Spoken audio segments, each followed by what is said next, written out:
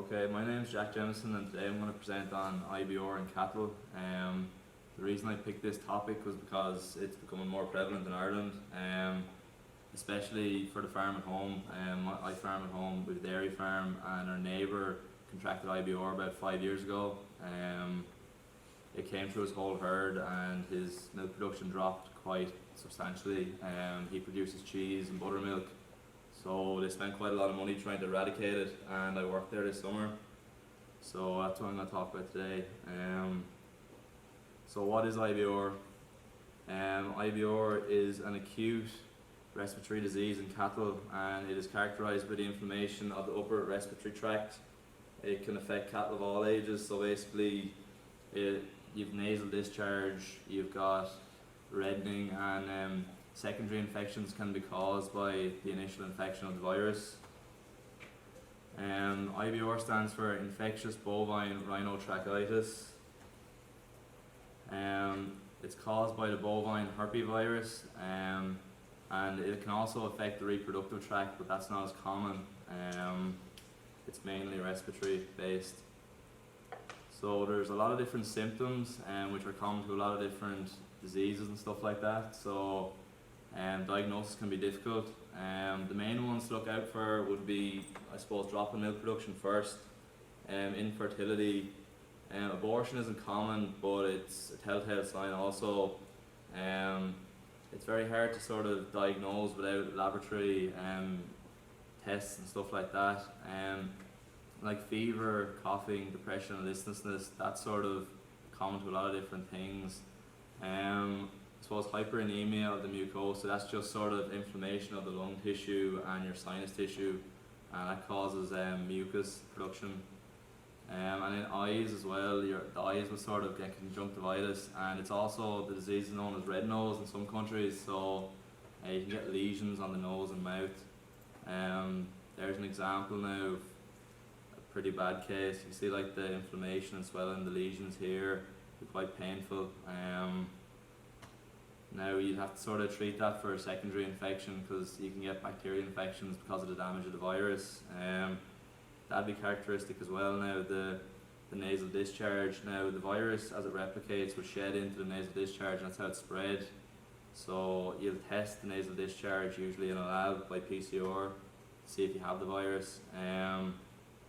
There's a genital form. It's serologically indistinguishable from the respiratory virus, so it's pretty much the same. It's characterized by excess urination, vaginal swelling, discharge, a raised tail head, or erosive ulcers. I'll talk more about that in a minute. Now, can a cow have both ends going on at the same time? Can, yeah. Okay. It's very uncommon though, the reproductive tract one. Okay. This is probably, it's very uncommon. Abortion can be caused usually without warning, so your pregnancy will be progressing nicely, and then at 5 to 6 months just an infection will take place. You won't even know. The cow will be healthy and the calf will be aborted, usually partially decomposed, and it's caused by death of the fetus. And I suppose action of the virus, just how it works and a bit of information about it. It can attack many different tissue types, which makes it a very successful virus in terms of infection. It'll reproduce in the reproductive or respiratory tract. The virus essentially just causes damage to the host cells, and then the damage is caused and the inflammation and all, the respiratory tract gets clogged up, so that will cause sort of secondary infections like pneumonia, bronchial pneumonia can be caused, and general other respiratory problems. But you have to treat that with antibiotics, just like any other sort of secondary disease. The incubation period is relatively short, at 4 to 6 days. It's a latent disease, so once the initial infection is caused and all your clinical signs appear, once you treat it for the secondary infections, you'll think it'll have disappeared, but it's just sitting there dormant. It'll infect the brain and cause a tissue there. So neuroinvasion is invasion of the brain, especially by an infection. So the IBR virus is characteristic in that it establishes a latent infection in the brain. It infects sensory neurons and terminal ganglia, and iris, sacal, dorsal root ganglia. So the virus won't proliferate or grow when it's in its latent stage, so it'll just sit there dormant. It won't be shedding, it won't be spreading the virus, but if the cow is stressed or injured or anything like that, the virus will sort of rear its head again and begin to like reproduce, and then it'll become sort of contagious again and spread, and that's what causes secondary infections. So about the virus, it's 100% morbidity rate. So once the virus enters your animal, it's going to cause disease. I just thought I was saying earlier here, the reproductive tract virus is called the Infectious vulvovaginitis virus, and it's just serologically indistinguishable. I've already said that it's called red nose in some countries. If primary infection does not resolve in 5 to 10 days, secondary and bacterial infection can occur, leading to bronchial pneumonia and death in complicated cases if untreated.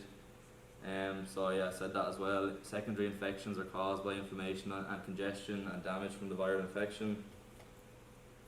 So diagnosis is carried out via serology, so blood samples. Latent infections or direct detection of the virus, so PCR screening or fluorescent antibody tests on the nasal secretions. So transmission is fairly simple. It can occur directly or indirectly. Direct transmission, essentially unaffected animals come into contact with infected animals. So marks would be a big thing. I think they call them sale barns here. It's basically where they're going sold. All different dealers bring them in. A lot of animals coming from a lot of different sources. Perfect place to spread it. I've seen a stat saying I think it's 80% of the cattle in Ireland have come into contact with this. Well, it's unknown relatively because some of the symptoms won't be clinical and it'll be milk yield drops and stuff like that, so it won't be picked up on by your vet if the symptoms aren't like nasal discharge or stuff like that. So indirect transmission, animals can come into contact with contaminated housing and other materials. So that could be you get the virus on your gloves or your overalls or something like that, or boots, and you go onto a different farm, or a vet could carry it or something like that. So biosecurity is key in preventing it, foot baths and stuff like that. Transmission is common via aerosol, so if they're coughing it out through their mouth and nasal discharge, it become airborne. The reproductive tract one is transmitted through semen, so if you have a bull who's you're collecting semen, you can spread it to all your cows through that, which would be good to get it tested. And just obviously infected animals act as reservoirs, so that you can't cure IBR, so even if you treat the secondary symptoms and it looks like the cow is relatively healthy and performing well, it's still going to act as a reservoir. So any new animals you get, it's going to go through the whole herd. And as well, calves as well, they don't recommend vaccinating calves while they're still suckling. So if you inject them with an active virus, it can sort of cause similar symptoms.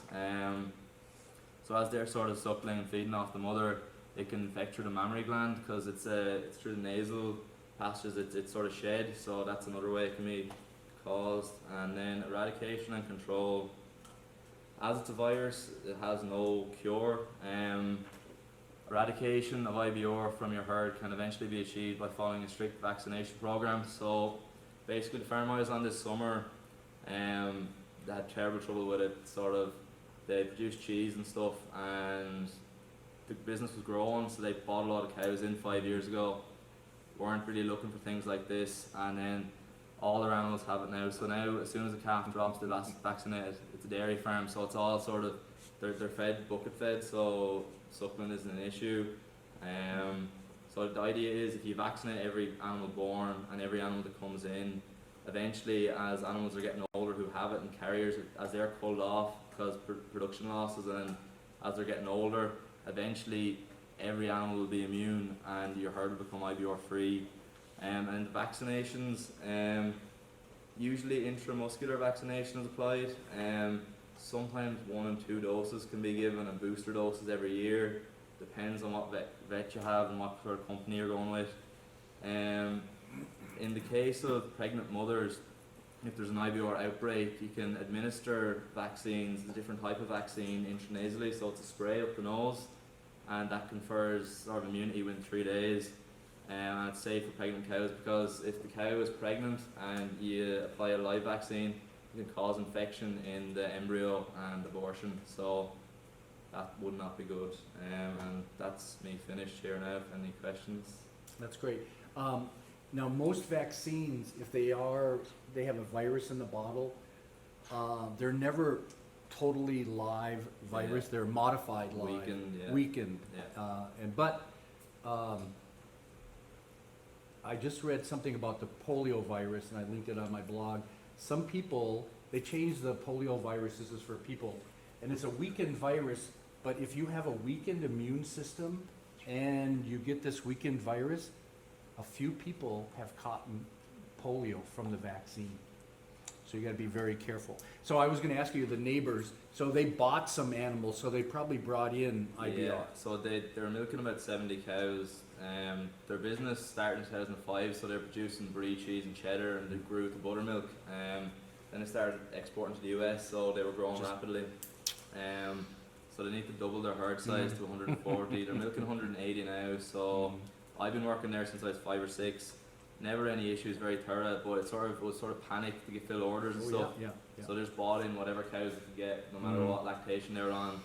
Silly, really. No sort of quarantine to check them or anything like that. Okay, yeah. So there was a management problem there. Yeah, so their father is probably 60 now, and he was working mad hours, probably 18 hours a day, close on.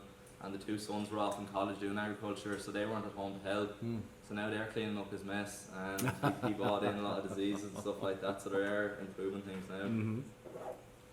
Other questions, comments? There's one over there, Jack. Is the vaccine like very expensive? Or is No, I think it was in the region of €40 a cow, which I suppose is probably $45, $47 here. Okay. So it's not dear considering the production losses. Like, it depends how much That you're it buying could as be, well, though. Yeah, if you have milk cows and you have decreased milk production, that just wreaks havoc. Yeah, especially if you have business off it as Yeah. well. Yeah, because it's not like beef cattle where you get 1 calf a year and stuff like that. It has many ramifications.